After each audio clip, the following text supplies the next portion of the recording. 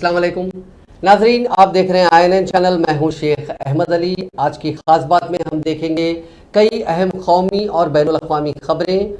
वज़ीर आज़म नरेंद्र मोदी ने अहमदाबाद के साइंस सिटी में हफ्ते को वीडियो कॉन्फ्रेंस के जरिए 2 रोज़ा मरकज़ रियासत साइंस कॉन्फ्रेंस का इफ्तिताह किया और कहा कि आज का नया हिंदुस्तान जय जवान, जय किसान, जय विज्ञान के साथ साथ जय अनुसंधान के नारे के साथ आगे बढ़ा है। इस मौके पर इज्तिमा से खिताब करते हुए मोदी ने कहा कि 21वीं सदी के हिंदुस्तान की तरक्की में साइंस इस तवानाई की तरह है जिसमें हर रियासत में हर खित्ते की तरक्की को तेज करने की ताकत है। आज जब हिंदुस्तान चौथे सनती इनकलाब की क़यादत करने की तरफ बढ़ रहा है, हिंदुस्तान की साइंस और इस शोबे से वाबस्ता लोगों का किरदार बहुत अहम है।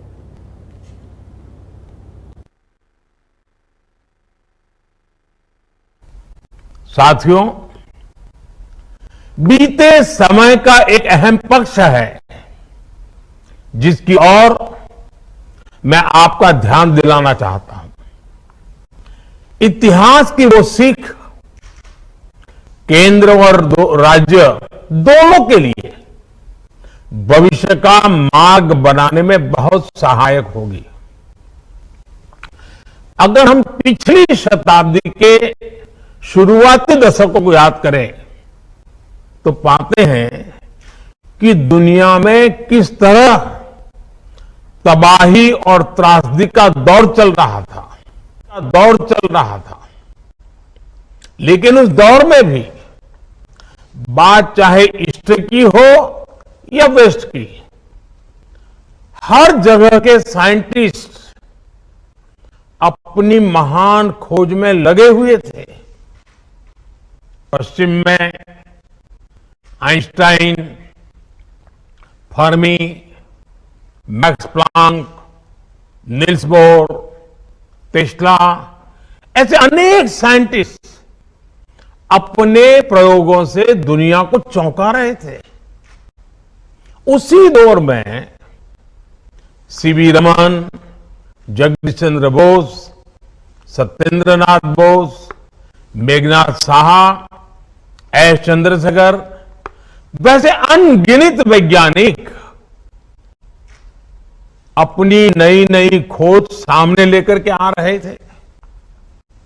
इन सभी वैज्ञानिकों ने भविष्य को बेहतर बनाने के कई रास्ते खोज दिए, लेकिन ईस्ट और वेस्ट के बीच एक बड़ा अंतर यह रहा कि हमने अपने वैज्ञानिकों के काम को उतना सेलिब्रेट नहीं किया जितना किया जाना चाहिए था।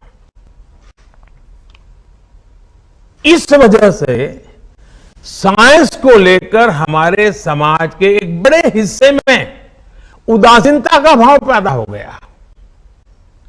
एक बात हमें याद रखनी चाहिए कि जब हम कला को सेलिब्रेट करते हैं तो हम और नए कलाकारों को प्रेरणा भी देते हैं, पैदा भी करते हैं।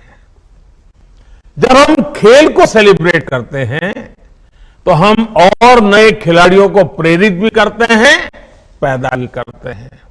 उसी तरह जब हम अपने वैज्ञानिकों की उपलब्धियों को सेलिब्रेट करते हैं तो साइंस हमारे समाज का। तिजारत और सनत के मरकजी वजीर पीयूष गोयल ने हफ्ते को कहा कि हिंदुस्तान अगले 25 से 30 सालों में 30 ट्रिलियन अमेरिकी डॉलर की मैशियत बनने के रास्ते पर आगे बढ़ रहा है और अमेरिका के साथ इक़्तिसादी ताल्लुकात और स्ट्रैटेजिक शराकतदारी को मजबूत करना चाहते हैं। गोयल इस वक्त अमेरिका के सरकारी दौरे पर हैं।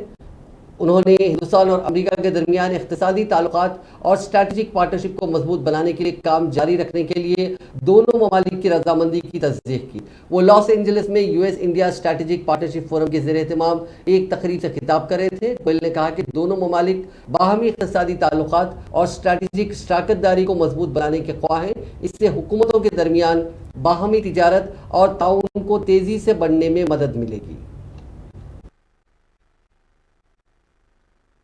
Discussions have been held over the last 4 days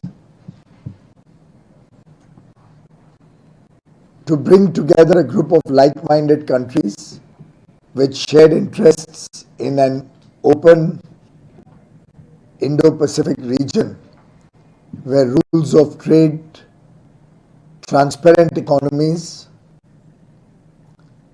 and countries which believe in fair trade have come together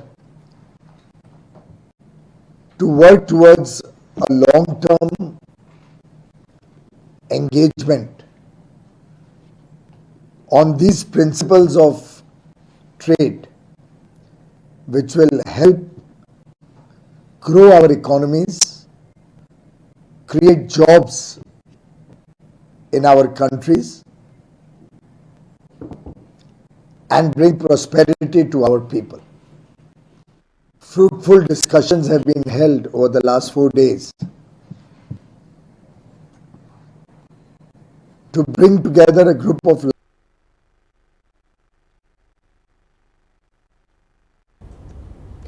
Congress की भारत जोड़ो यात्रा का आज चौथा दिन है। कन्याकुमारी के मुलुगु मुद्दू में सुबह 7 बजे परचम कुशाई की गई। इसके बाद राहुल गांधी समेत दीगर कायदीन ने चौथे दिन की यात्रा शुरू की। भारत जोड़ो यात्रा के हवाले से मकामी लोगों में काफी जोशो खरोश पाया जाता है और बड़ी तादाद में खवातीन, बच्चे, बुजुर्ग और नौजवान इसमें शामिल हो रहे हैं। इस यात्रा की खास बात यह है कि इसमें सिर्फ कांग्रेस कायदीन ही नहीं बल्कि सिविल सोसाइटी से वाबस्ता अफराद भी शिरकत कर रहे हैं। योगेंद्र यादव के अलावा पंकज पुष्कर, सचिन राव जैसे सिविल सोसाइटी से वाबस्ता अफराद इस यात्रा में शामिल हैं। लोग भारत जोड़ो यात्रा की हौसला अफजाई के लिए अपने घरों की छतों पर, दुकानों के बाहर और चौक में जमा हो रहे हैं। इस दौरान तमिलनाडु के कन्याकुमारी की सड़कें कांग्रेस जिंदाबाद, राहुल गांधी जिंदाबाद के नारों से गूंज रही हैं। भारत जोड़ो यात्रा के दौरान राहुल गांधी के साथ छोटे बच्चे भी तिरंगा हाथ में लेकर चल रहे हैं। भारत जोड़ो यात्रा के दौरान रास्ते में बच्चों ने कांग्रेस लीडर राहुल गांधी के साथ सेल्फियां ली और उनसे मुलाकात करके बहुत खुश नजर आए।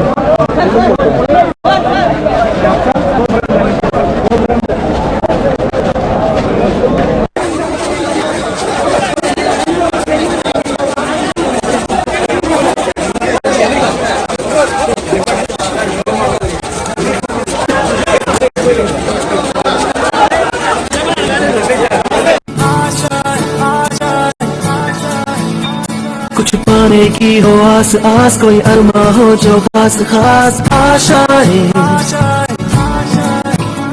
हर कोशिश में हो बार बार करे दरियाओं को आर पार आशाएं।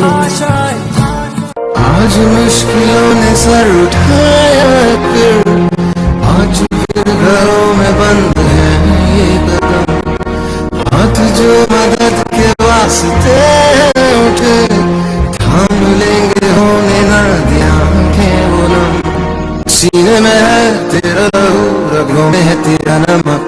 ऐ वतन देखना एक दिन जीत जा। गुजरात कांग्रेस ने महंगाई, बेरोजगारी, सरकारी मुलाजिमतों में कॉन्ट्रैक्ट पर मुलाजिमत और दीगर मसाइल के खिलाफ हफ्ते के रोज रियासत में बंद का एहतमाम किया।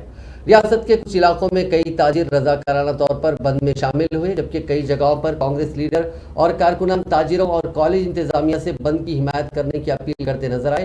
कांग्रेस कारकुनों ने इस दौरान पुलिस पर बंद को नाकाम बनाने की कोशिश करने का इल्जाम आयद किया। उन्होंने कहा कि पुलिस एहलकार जुम्मे की शाम से ही कांग्रेस के बंद को नाकाम बनाने के लिए कांग्रेस कायदीन को नजरबंद कर रहे हैं। ताहम गुजरात भर में बंद का बड़े पैमाने पर असर नजर आया और बाजार और तिजारती सरगर्मियां मुअत्तल रहीं। अहमदाबाद में कांग्रेस कारकुन सुबह से ही सड़कों पर उतर आए और महंगाई के खिलाफ एहतजाज करते हुए मुख्तलिफ इलाकों में बाजार बंद कराने की अपील की। इस दौरान पुलिस ने कांग्रेस के कुछ कायदीन और कारकुनों को हिरासत में लिया। बड़ोच में खवातीन कारकुनों की बड़ी तादाद ने सड़कों पर मुजाहरे में हिस्सा लिया।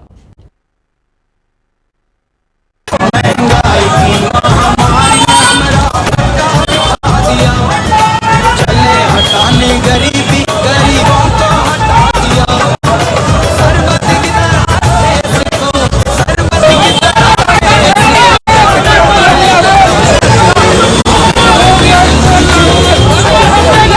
सफा चट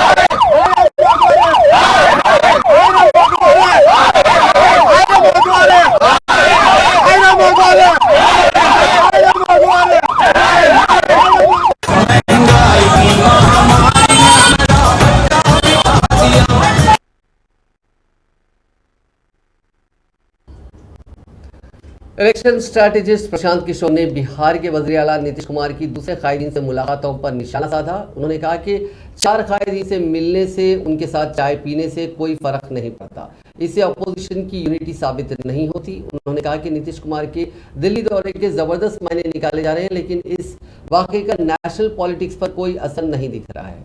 पीके ने हफ्ते के रोज एक इंटरव्यू में कहा कि हमने बिहार में कई गठजोड़ बनते और बिखरते देखे हैं, सिर्फ एक कड़ी नहीं टूटती सीएम की कुर्सी और नीतीश कुमार की।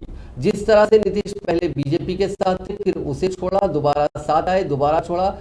इस दौरान सीएम की कुर्सी और नीतीश कुमार जी के बीच का गठबंधन नहीं टूटा। उन्होंने कहा कि वो कुर्सी से चिपके हुए हैं। ऐसी बेरोजगारी नीतीश कुमार ही, माफ कीजिएगा, ऐसी बाजीगरी सिर्फ नीतीश कुमार ही कर सकते हैं। कोई भी अलायंस हो, कैसे भी हालात हो, ये रिश्ता नहीं टूटता। फेविकॉल कंपनी को उन्हें अपना ब्रांड एम्बेसडर बनाना चाहिए। प्रशांत किशोर ने बिहार में नीतीश के बीजेपी को छोड़ने के फैसले पर कहा कि ये रियासत पर मबनी वाकया है, इसका दूसरी रियासतों पर कोई असर नहीं पड़ेगा। उन्होंने महाराष्ट्र की मिसाल देते हुए कहा कि महाराष्ट्र में पहले अलायंस की हुकूमत थी, अब एनडीए की हुकूमत है, उसका बिहार पर कोई असर नहीं पड़ा। एनफोर्समेंट डायरेक्टरेट ने कोलकाता में हफ्ते के रोज मोबाइल गेमिंग ऐप कंपनी के प्रोमोटर्स के 6 ठिकानों पर छापे डाले। इसमें अब तक 17 करोड़ रुपए कैश जब्त किया गया है। ये छापे मनी लॉन्ड्रिंग एक्ट के तहत डाले गए। यहाँ 2000, 500 और 200 के नोटों के बंडल मिले। ईडी की कार्रवाई मोबाइल गेमिंग ऐप कंपनी नरगिट्स और इसके प्रोमोटर आमिर खान और दीगर के ठिकानों पर की गई। ईडी के मुताबिक अभी नोटों की गिनती चल रही है। नोट गिनने के लिए 5 मशीनें मंगवाई गई हैं। साथ ही बैंक स्टाफ को मौके पर बुलाया गया है। इसके बाद नोटों को गिनने की कार्रवाई शुरू हुई।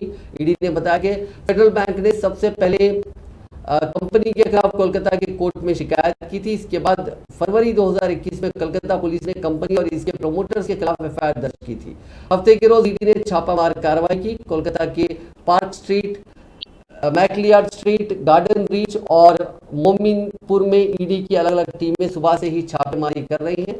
सिक्योरिटी फोर्सेस के जवानों के साथ ये टीमें तलाशी मुहिम चला रही हैं। ईडी के अहदेदारों ने पेशे से वकील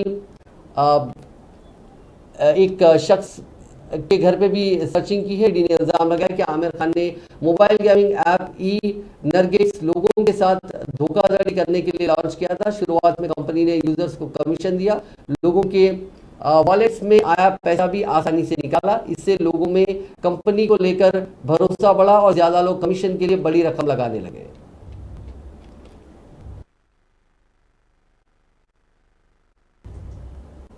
उत्तराखंड के पुथवारागढ़ में हिंद नेपाल सरहद के करीब देर रात गए तकरीबन 1 बजे बादल फटने का वाकया पेश आया। इस कुदरती आफत के सबब बड़े जानी नुकसान का खदशा जाहिर किया जा रहा है। जिले मजिस्ट्रेट ने मीडिया को बताया कि बादल फटने से तकरीबन 30 मकानात को नुकसान पहुंचा, जबकि एक खातून की मौत हुई है। एक रिपोर्ट के मुताबिक बादल फटने से सबसे ज्यादा तबाही धारचोला के खोतीला गांव में हुई। गवाल गांव और धारचोला मिली बाजार में पानी घरों में दाखिल हो गया। बादल फटने से काली नदी खतरे के निशान से ऊपर बह रही है। बताया जाता है कि कई मकानात जमींदोज हो गए हैं। लोगों को महफूज मकाम पर पहुंचाने के लिए रेस्क्यू ऑपरेशन भी शुरू कर दिया गया।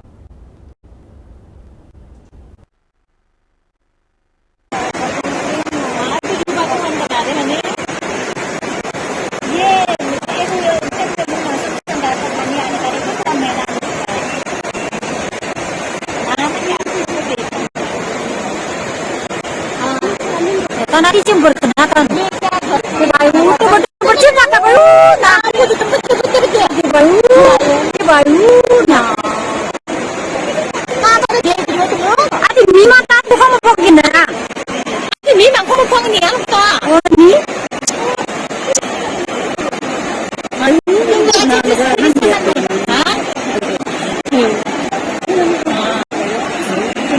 adi mima kamu pergi na.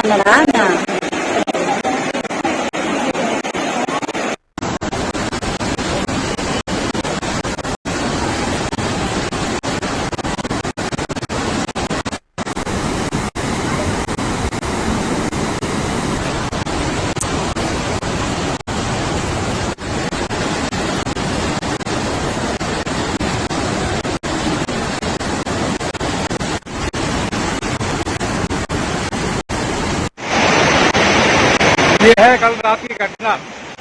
ये नेपाल नाथुला में जो है कल जो है बादल फटा है और उसके उपरांत करीब 2-2:30 के बाद और पानी का स्तर बहुत बड़ा हुआ है और बीच में ये पुल के बगल में पूरा एरिया जो है रोहट से मलबे से फटा हुआ है। आप वो एक देख सकते हैं कैसा नजारा है। नेपाल का जो तटबंध वाला एरिया है उसके समकक्ष करीब करीब जो है आपके रेखड़ और मलबा जो है बह चुका है, भरा हुआ है। और नेपाल के इंडिया साइड पर जो तटबंध बना है। हरियाणा और उत्तर प्रदेश के मुख्तलिफ अजला में जुम्मे के रोज गणेश विसर्जन के दौरान हादसाती तौर पर डूबने से 4 बच्चों समेत कम से कम 11 अफराद हलाक हो गए। वहीं कई लोगों को बचाया गया जो अस्पतालों में जेर इलाज हैं। हरियाणा के महेंद्रगढ़ जिले में नहर में डूबने से 4 नौजवानों की मौत हो गई, जबकि 4 सोनीपत जिले में मूर्ति विसर्जन के दौरान जमुना नदी में 2 नौजवान बह गए। यूपी के उन्नाव और संत कबीर नगर में भी 7 लोगों की डूबने से मौत हो गई।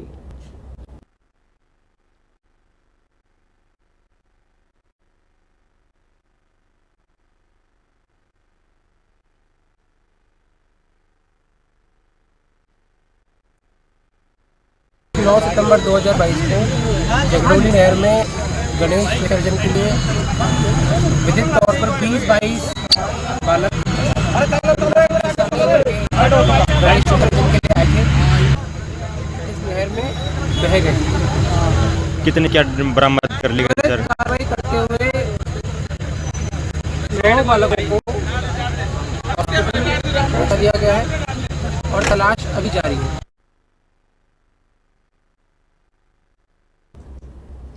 सड़क हादसे के दौरान सनतकार साइरस मिस्त्री की मौत के मामले में नया इंकशाफ सामने आया है। साइरस की गाड़ी का मुआयना करने के बाद मर्सिडीज कंपनी ने बताया कि हादसे से कबल साइरस की कार 100 किलोमीटर फी घंटे की रफ्तार से चल रही थी। एक रिपोर्ट के मुताबिक ये भी बताया गया कि कार के टकराने से 5 सेकंड कबल डॉक्टर इनायता पिंडोले ने ब्रेक लगा दिए थे, जिसके बाद कार की रफ्तार 89 किलोमीटर पर आवर पर आ गई थी। हांगकांग से मर्सिडीज बेंज माहिरीन की टीम हिंदुस्तान आ रही है। 12 सितंबर को ये टीम हादसे की वजह जानने के लिए कार की तहकीकात कर सकती है। कंपनी ने कार में मौजूद चिप को तज्जिए के लिए जर्मनी भेज दिया है। इससे कबल IIT खड़गपुर की फॉरेंसिक टीम ने हाईवे पर सूर्या नदी के पुल के नाकिस डिजाइन को हादसे के लिए जिम्मेदार ठहराया था।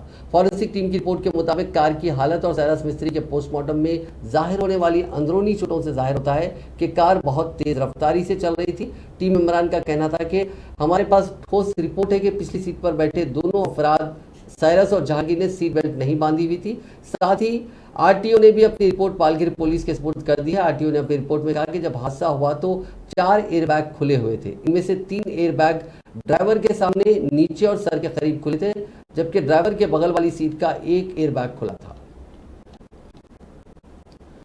मध्य प्रदेश में सागर के जैन मंदिर के अहाते में बच्चे के साथ मारपीट का मामला सामने आया। मंदिर के पुजारी ने पहले तो उसे पीटा और फिर उस अहाते में एक खंबे से बांध दिया। इस दौरान बच्चा अंकल जी बचा लो चिल्लाता रहा। इस वाक़े का एक वीडियो सामने आया है जिसमें पुजारी बच्चे को रस्सी से बांधते हुए नजर आ रहा है। सागर में मोती नगर पुलिस स्टेशन के छोटा करीला जैन मंदिर का वीडियो सामने आने के बाद बच्चे के अफराद खानदान ने पुलिस से शिकायत की। इसके बाद जुमे की रात मुलजिम पुजारी राकेश जैन के खिलाफ केस दर्ज कर लिया गया। इधर मंदिर के पुजारी का कहना है कि बच्चा पूजा की थाली से बादाम चुरा रहा था।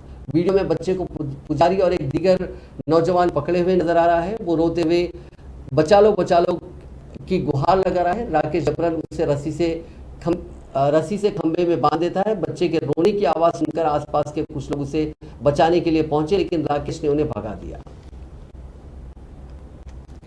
मुल्क की पहली सेमी हाई स्पीड और नई वंदे भारत ट्रेन ने टेस्ट रन के दौरान नया रिकॉर्ड बनाया है। इस ट्रेन ने 52 सेकंड में 0 से 100 किलोमीटर फी घंटे की रफ्तार पकड़ी, जिससे इसने बुलेट ट्रेनों को पीछे छोड़ दिया।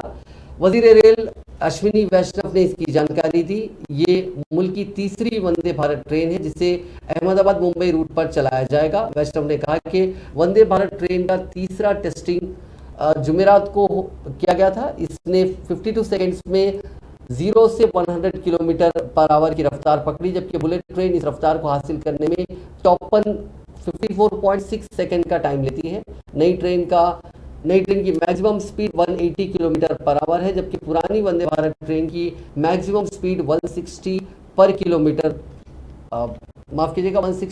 किलोमीटर पर आवर है। नई वंदे भारत ट्रेन का जुमे को अहमदाबाद मुंबई के बीच ट्रायल किया गया था। ये ट्रेन अहमदाबाद से सूरत सिर्फ 2 घंटे 32 मिनट में पहुंच गई, जबकि शताब्दी एक्सप्रेस को 3 घंटे लग जाते हैं। अहमदाबाद से सुबह 7:06 पर रवाना हुई और सूरत स्टेशन पर सुबह 9:38 पर पहुंची। यहां से बिना रुके मुंबई सेंट्रल दोपहर 12:16 पर पहुंच गई। ट्रेन को अहमदाबाद से मुंबई के बीच 492 किलोमीटर तय करने में सिर्फ 5 घंटे 10 मिनट का वक्त लगा। अहमदाबाद से मुंबई सेंट्रल पहुंचने में जुला 6 घंटे 20 मिनट का वक्त लगा।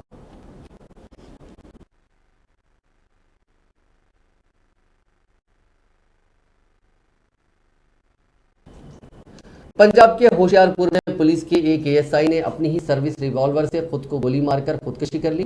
खुदकुशी से पहले ASI सतीश कुमार ने अपना वीडियो बनाया। वीडियो में ASI ने पुलिस थाना टांडा के इंचार्ज ओमकार सिंह बराड़ पर कई संगीन इल्जाम लगाए। इसके बाद उसने खुद को गोली से उड़ा लिया। पंजाब पुलिस के जिस ASI ने अपने आप को गोली मारकर खुदकुशी की, वो पुलिस स्टेशन होशियारपुर में तैनात था। वीडियो में ASI सतीश ने कहा कि इंचार्ज ओमकार सिंह बराड़ ने न सिर्फ सबके सामने उसे जलील किया, बल्कि उसे गंदी गालियां भी दी। SHO टांडा ओंकार सिंह जो कि बहुत ही ਮਾੜਾ ਵਤੀਰਾ ਛੋਟੇ ਮੁਲਾਜ਼ਮਾਂ ਨਾਲ। कनाडा की वजारत सेहत ने हफ्ते को फाइजर कंपनी की कोविड वैक्सीन को 5 साल से कम उम्र के बच्चों के लिए मंजूरी दे दी है। विफाकी महकमे सेहत ने अपनी वेबसाइट पर 5 साल से कम उम्र बच्चों के लिए कोविड-19 की वैक्सीन की मंजूरी के बारे में इत्तला देते हुए कहा कि दस्तियाब आदाद-ओ-शुमार से जाहिर होता है कि ये वैक्सीन 6 माह से 4 साल तक के बच्चों में इस मोहलिक वायरस के इन्फेक्शन को रोकने के लिए कारगर साबित होगी। वैक्सीन के फवायद और खतरात के बारे में बताते हुए महकमे ने कहा कि मज़कूरा उम्र के अफराद के लिए 3 खुराकें मुफीद समझी गई हैं। पहली खुराक के 3 हफ्ते बाद दूसरी खुराक और दूसरी खुराक के कम से कम 8 हफ्ते बाद तीसरी खुराक लेना जरूरी है।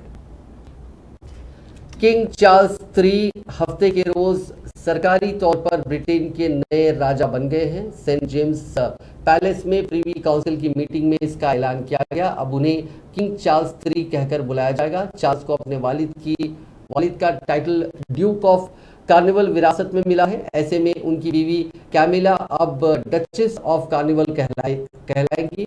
प्रीवी काउंसिल में senior MP, senior civil servants, Commonwealth high commissioner और लंदन के लॉर्ड मेयर शामिल होते हैं।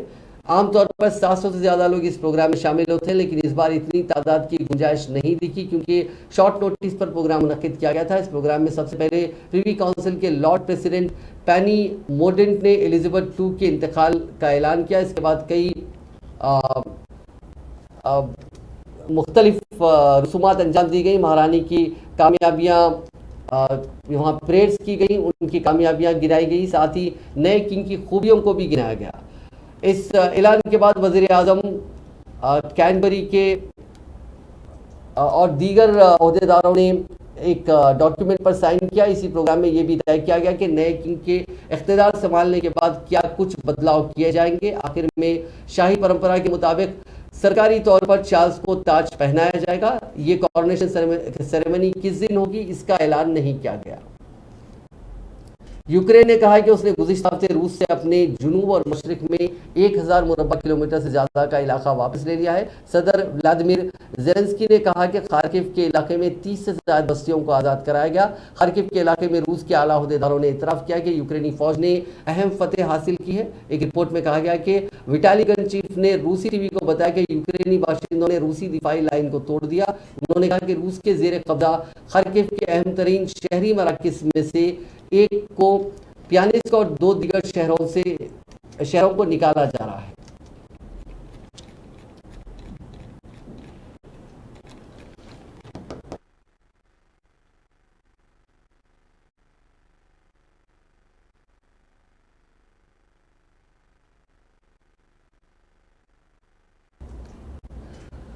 अब एक दिलचस्प खबर, पाकिस्तान में वाक़ श्री करतारपुर साहिब में चाशुम्बे को एक भाई अपनी बहन से पहली बार मिला। सिख भाई और मुस्लिम बहन को लिपट कर फुट कर रोते देखा गया। वहां मौजूद सभी लोगों की आंखों में आंसू भर आए। जब उनकी कहानी लोगों को पता चली तो लोग और जज्बाती हो गए। ये खानदान 1947 के बंटवारे में बिछड़ गया था। 65 साल की कुसुम पाकिस्तान के फैसलाबाद में रहती है। उनका खानदान 1947 के बंटवारे में जालंधर छोड़कर पाकिस्तान आ गया था। कुसुम ने बताया कि वो बंटवारे के 10 साल बाद पाकिस्तान में पैदा हुई। उनके माँ बाप ने बताया था कि बंटवारे के दौरान उनके भाई और बहन जालंधर में छूट गए थे। जब भी माँ को अपने लापता बच्चों की याद आती तो वो बहुत रोती। उन्होंने कहा कि उम्मीद नहीं थी कि वो कभी अपने भाई और बहन से मिल पाएंगे। कुलसुम ने बताया कि कुछ साल पहले उनके वालिद के एक दोस्त सरदार दारा सिंह भारत से पाकिस्तान आए और उनसे मिले। मां ने उन्हें हिंदुस्तान में खोए हुए अपने बेटे और बेटी के बारे में बताया और अपने गांव का पता भी दिया। पाकिस्तान से भारत लौटकर सरदार दारा सिंह ने जालंधर के पड़ावा गांव में उनके घर का दौरा किया और लापता बच्चों के बारे में जानकारी दी। सरदार दारा सिंह ने उनकी मां को बताया कि उनका बेटा जिंदा है और एक सिख खानदान के साथ रह रहा है, जबकि उनकी बेटी की मौत हो चुकी है। दारा सिंह ने बताया कि उनके बेटे का नाम अमरजीत सिंह है, जिसे 1947 में एक सिख खानदान ने गोद लिया था। भाई की जानकारी मिलने के बाद कुलसुम ने अमरजीत सिंह से व्हाट्सएप पर राब्ता किया और बाद में मिलने का फैसला किया। वहीं अमरजीत सिंह ने कहा कि जब उन्हें पहली बार पता चला कि उनका असली खानदान पाकिस्तान में है और जिंदा है तो उन्हें बहुत खुशी हुई। वो हमेशा से अपनी सगी बहन और भाइयों से मिलना चाहते थे। सिंह अपनी बहन से मिलने के लिए अटारी वाघा बॉर्डर से पाकिस्तान में वाक़ करतारपुर साहिब पहुंचे। वहीं कुलसुम अपने बेटे शहजाद अहमद और खानदान के दीगर अरकान के साथ फैसलाबाद से आई। दोनों भाई बहन जैसे ही मिले लिपट कर खूब रोने लगे। अमरजीत सिंह ने कहा कि वो अब अपने खानदान के साथ वक्त बिताने के लिए पाकिस्तान आएंगे। नाज़रीन, आज की खास बात में बस इतना ही। आपसे कल मुलाकात होगी नई खबरों के साथ। आप देखते रहिए INN चैनल।